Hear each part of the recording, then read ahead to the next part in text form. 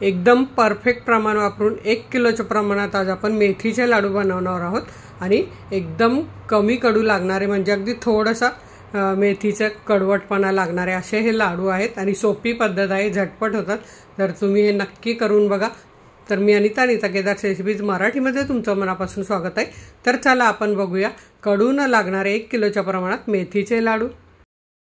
एकदम परफेक्ट मेथीचे लाडू बनवण्यासाठी मी हे सर्व साहित्य घेतलेले आहे आणि हे साहित्याचं प्रमाण मी तुम्हाला कमेंट बॉक्सला देईनच, अगदी नक्की देणार आहे।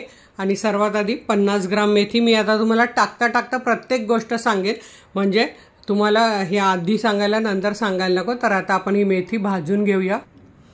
तर आता ही मेथी 1-2 मिनिटं आपण भाजून घेऊया, जास्त पण काळी करायची नाही, नाहीतर जास्त कडू लागते। 2 मिनिटं फक्त, कारण ही मिक्सरमध्ये बारीक झाली पाहिजे, म्हणून 2 मिनिटं आपण ही भाजून घेऊया। तुम्हाला जर पावडर घालायची असेल तर तुम्ही पावडर पण घेऊ शकतात, काही प्रॉब्लेम नाही। आणि असं साहित्य भाजताना गॅस अगदी लो मीडियम ठेवायचा, म्हणजे एकदम बारीक नाही आणि मोठा पण नाही, लो मीडियम गॅसवर आतपर्यंत भाजलं जातं आणि ती वस्तू शेवटचा घास राहिला तरी वस्तू आपल्या खराब होत नाही। आता ही बघा आपली मेथी ही भाजून झालेली आहे, रंग अगदी थोडासा बदललाय, तुम्ही बघू शकतात असा रंग झाला पाहिजे, थोडासा गुलाबी। आता आपण ही काढून घेऊया आणि मिक्सरला थंड करून बारीक करून घेऊया।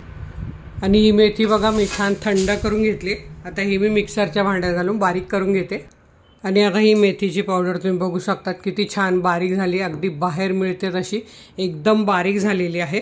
तर ही आपण आता ह्या बाउलमध्ये सगळी काढून घेऊया। आणि या 50 ग्राम मेथीसाठी आपण हे दूध घालूया, अर्धा कप। दुधाने याचा कडूपणा कमी होतो आणि तुम्हाला मी सांगेन अजिबात खराब होत नाही। तुम्ही म्हणाल दुधाने खराब होतील लाडू, तर अजिबात नाही, कारण याची पुढे आपण काय करणार आहोत ते मी तुम्हाला दाखवणारच आहे। तर असं थोडं दूध घालून, सगळं दूध घालून घ्यायचं आणि याच्या गुठळ्या मोडून हे जे साहित्य आपलं बनवेपर्यंत अर्धा तास लागेल, तर ती अर्धा तास तशीच भिजेल। आता हे आपण झाकून बाजूला ठेवून देऊया अर्धा तास। आता आपण हे सर्व साहित्य भाजून घेऊया। आधी तीळ भाजून घेऊया, 1 ते 1.5 मिनिटं लागणार आहे। चटचट आवाज आल्यावर तीळ आपल्याला काढून घ्यायचे। आता हे बघा अर्धी वाटी तीळ आहे आणि वजनी म्हणाल तर 50 ग्राम तीळ आहे। हे आपण छान भाजून घेऊया। तिळाचा बघा कसा आवाज यायला सुरुवात झाली आहे, असे हलवून लगेच आपल्याला हे काढून घ्यायचे आहेत। आता आपण 2 चमचे खसखस भाजून घेऊया। खसखसला एकदम बारीक गॅस करायचा, लो मीडियम पण नाही, सर्वात जेवढा बारीक होईल तेवढा करायचा आहे आणि भाजून घ्यायचे। 40 सेकंद लागतील फक्त खसखस भाजायला। बघा इथे खसखसचा रंग बदलला आहे, खसखस फुलली पण आहे। आता ही आपण काढून घेऊया आणि वेगळी काढायचे, सगळं वेगळं काढायचं आहे। आता आपण मखाने भाजून घेऊया। आणि आधी मखाने भाजायचे, मखाने टाकायचे नाही लोक लाडूमध्ये, पण तेव्हा महत्त्व माहीत नव्हतं। आता आपल्याला मखाण्याचं खूप सारं महत्त्व माहीत झालं, त्यामुळे मखाने आवर्जून टाका असं मी तुम्हाला सांगेन।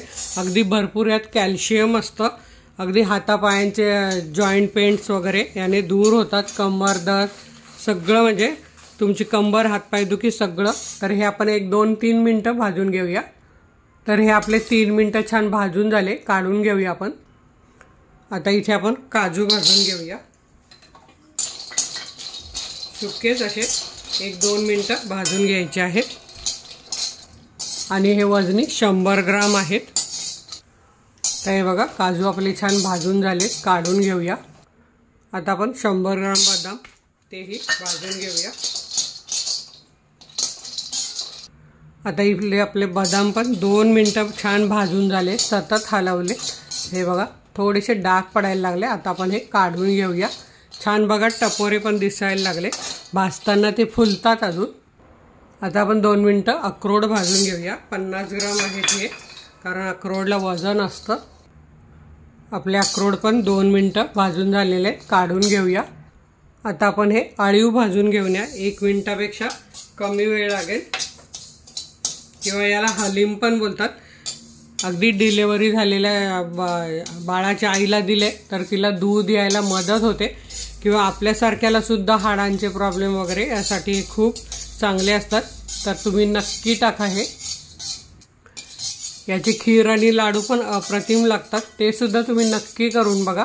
आता आपण हे काढून घेऊया। बघा छान फुललेले आहेत, 40 सेकंद हे आपण भाजलेले आहेत बारीक गॅसवर। ते बघा त्याचा पण आवाज यायला सुरुवात झालेली आहे। असा चटचट चटचट आवाज आला, सगळे फुलले की भाजले गेले असं समजायचं। आता आपण हे खोबरं घेतले सर्वात शेवटी, ते आपल्याला भाजून घ्यायचं आहे आणि 150 ग्राम खोबरं घेतले, साधारण 1.5 वाटी। तर हे असं छान सोनेरी रंग येईपर्यंत आपल्याला हे भाजून घ्यायचं आहे। जरा पण इकडे तिकडे जायचं नाही आणि बारीक गॅस करायचा, म्हणजे छान भाजलं जातं। आपल्याला मसाल्यासारखं पण नाही भाजायचं आहे, अगदी लाईट सोनेरी रंगावर हे भाजून घ्यायचं आहे। आता इथे तुम्ही बघू शकता 3 मिनिटं झालेले, पांढरं शुभ्र खोबरं होतं ते असं लाईट गुलाबी रंगाचं झालेलं आहे। आता हेही आपण काढून घेऊया ताटामध्ये। आता इथे काय करायचं आपल्याला, हे आधी टिश्यू पेपरने पुसून घ्यायचं आहे। याचं कारण म्हणजे हे जे जास्त काळं झालं तर आपला पुढच्या पदार्थात जास्त काळेपणा दिसेल। आता आपण ही 200 ग्राम खारीक पावडर एकदम बारीक गॅसवर भाजून घेऊया।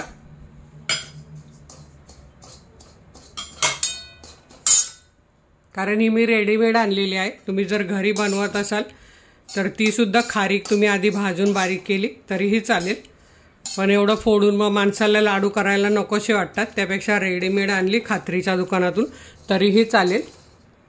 तर ही आपली 2 मिनिटं भाजून झालेली आहे। सतत हलवायची कुठलीही वस्तू, म्हणजे एकसारखी भाजली जाते आणि सगळीकडे छान भाजली जाते। आता ही मी काढून घेते।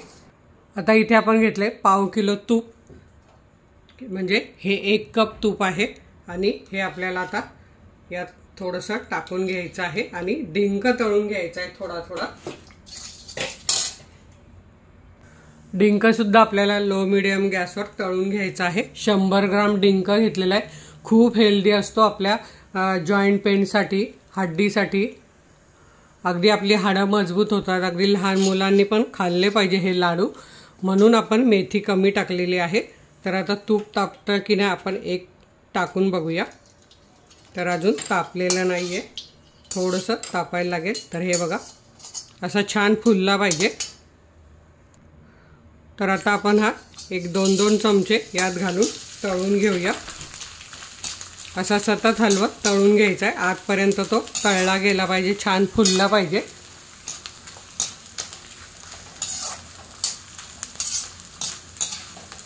तर हे बघा छान फुलला आहे। आता हा मी काढून घेते आणि असाच सगळा डिंक तळून घेते, असा निथळून काढून घ्यायचा आहे।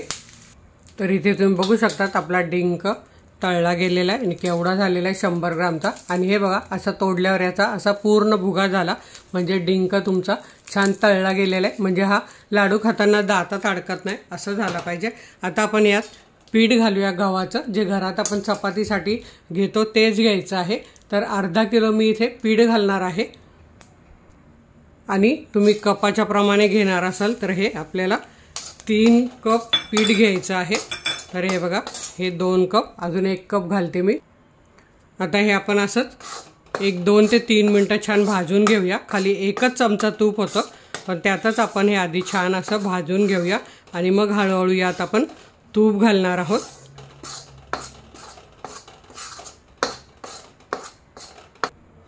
आता यात आपण 2 चमचे तूप घालून घेऊया। असं हळूहळू तूप घालत आपल्याला हे पीठ छान सोनेरी रंग येईपर्यंत भाजून घ्यायचं आहे, म्हणजे पीठ छान भाजलं जातं। आधी थोडं सुक्क भाजून घेतलं म्हणजे ते छान भाजलं जातं। आणि यातलं 1 चमचा आपण तूप उरवणार आहोत। इथे तुम्ही बघू शकता आपलं पीठ किती छान भाजलं जाते। आतापर्यंत आपण 150 ग्राम तूप याला घातलेलं आहे आणि छान सुगंध यायला तर सुरुवात झाली। आपण अजून यात 1 चमचा तूप घालूया आणि पुन्हा आपण 1-2-3 मिनिटं भाजून घेऊया। इथे आपल्या पिठाला रंग बघा किती सुंदर यायला लागलाय, छान सोनेरी रंग। अजून आपण हे 1-2 मिनिटं भाजून घेणार आहोत, जराही कच्चं राहिलं नाही पाहिजे। छान भाजलं गेलं तर लाडू आपला चवीला छान लागतो। जवळजवळ आपण यात 150 ते 1.25 ग्राम तूप घातलेलं आहे, बाकीचं आपण डिंकाला घातलेलं आहे। आणि सुक्क वाटलं तर आपण अजून पुढे घालणार आहोत। कसं हे आपल्या गव्हावर अवलंबून असतं, गव्हाचं पीठ आपलं कसं येते, म्हणून अगदी मी आधी पाव किलोच घेतलेला आहे। जर आपल्याला नंतर लागलं तरच घालूया, पाव किलोत आधी आपण हे सगळं करून घेऊया। जवळजवळ आपलं पीठ एक 8 मिनिटं भाजलं गेलेलं आहे, छान सुगंध येतोय आणि मस्त दाणेदार झालेला आहे। आता आपल्याला काय करायचं, ही मेथी घ्यायची आणि ही मेथी यात घालून आपल्याला एक 7 ते 8 मिनिटं 4 ते 5 मिनिटं भाजून घ्यायची। 7 ते 8 मिनिटं आपण पीठ भाजून घेतलं। आता ही मेथी आपण यात घालून 3 ते 4 मिनिटं छान भाजून घेऊया, म्हणजे यातला जो ओला दुधाचा अंश आहे तो निघून जाईल आणि लाडू आपले टिकायला मदत होईल।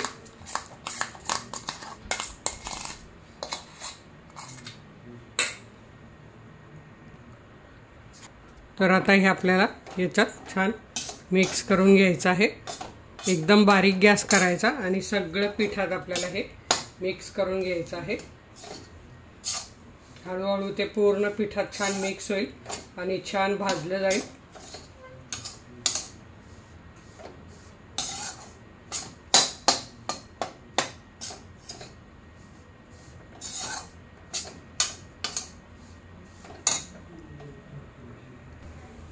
बघा एक 4 मिनिटं झाले मेथी टाकल्यावर मी हे भाजून घेते आणि मेथीचा अजिबात कडू वास येत नाही। तर या पद्धतीने तुम्ही खरंच नक्की बनवा। तर हे बघा आता आपण हे काढून घेऊया। ज्या भांड्यात आपल्याला लाडू वळायचे त्या मोठ्या भांड्यात आपल्याला हे आता मिश्रण काढून घ्यायचं आहे। आता हे बघा मी या मोठ्या गमेल्यात काढून घेतलेलं आहे। आता आपल्याला एक एक साहित्य बारीक करून यात घालायचं आहे। बदाम घेतलेले आहेत, ते असे जाडसरच बारीक करून घालणार आहे। तर हे बघा असे जाडसर मी बारीक करून घेतलेले आहेत बदाम, ते घालते। आता हे काजू अक्रोड हे पण ओबडधोबड बारीक करून घेते। मिक्सर बंद चालू करत आपल्याला हे बारीक करून घ्यायचे।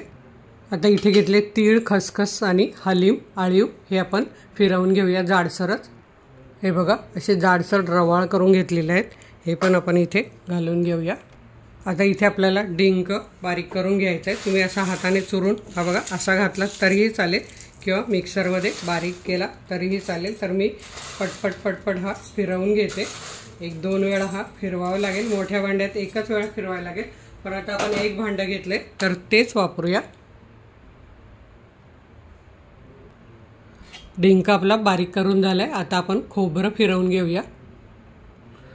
आता आपलं इथे सगळं साहित्य बारीक करून झालेलं आहे। आता ही खारीक पावडर आपण भाजून घेतलेली ही घालूया।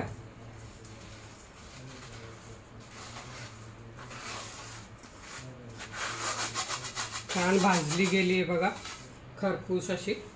आता हे सगळं साहित्य आपण मिक्स करून घेऊया। यातच आपल्याला सुंठ पावडर घालून घ्यायची आहे आणि हे मिक्स करून घ्यायचं आहे। आता आपण गूळ विरघळवून घेऊया।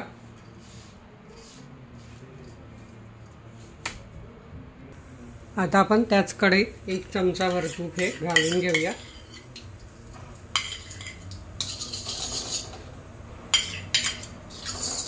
सगळीकडे असं लावून घ्यायचं आणि आता हा गूळ आपण 400 ग्राम घेतलेला आहे, तो सगळा आपण फक्त विरघळवून घ्यायचा आहे। आपल्याला याचा पाक वगैरे काहीच बनवायचा नाही, फक्त याचे जे गुठळे आहेत त्या मोडून घ्यायच्या आहेत। तर असं सतत हलवत आपण हा विरघळवून घेऊया आणि गूळ आपला विरघळेपर्यंत साईडला मखाने राहून गेले तर ते आपण फिरवून घेऊया आणि यात घालूया बारीक पावडर करून।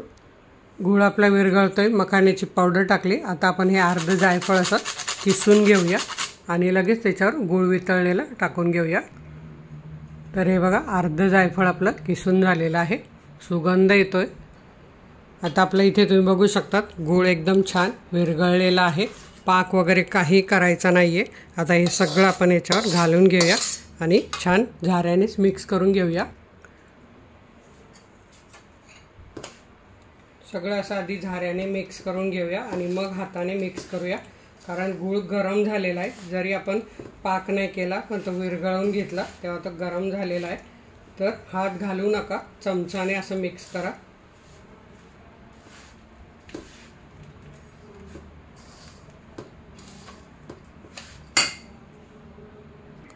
आता इथे थोडंसं गरम आहे हे, तर मी असं हाताने छान मिक्स करून घेते आणि लगेच आपण याचे लाडू बनवायला सुरुवात करूया।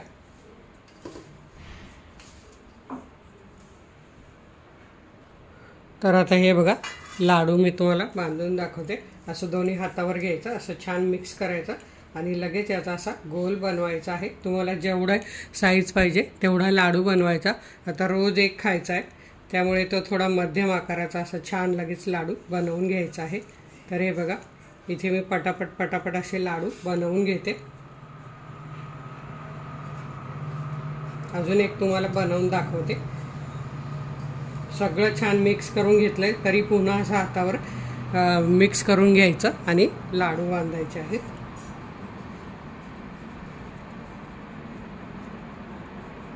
तर आता मी सगळे लाडू वळून घेते आणि तुम्हाला दाखवते। हे बघा किती छान दिसतोय आणि जराही कडू लागत नाही, खूप हेल्दी आहे, रोज एक खाल्लाच पाहिजे।